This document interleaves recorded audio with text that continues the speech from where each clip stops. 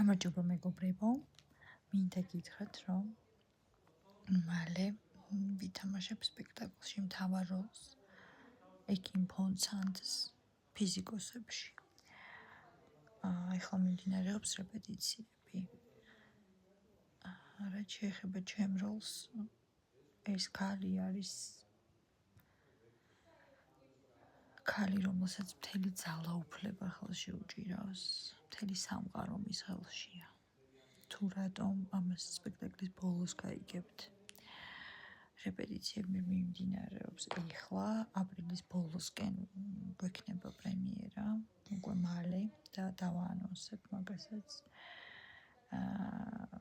იხსნება ახალი თეატრი, სივრცე ნომერი 21.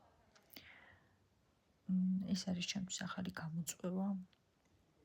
მით უმეტეს ბოლო 2 წლის შემდეგ,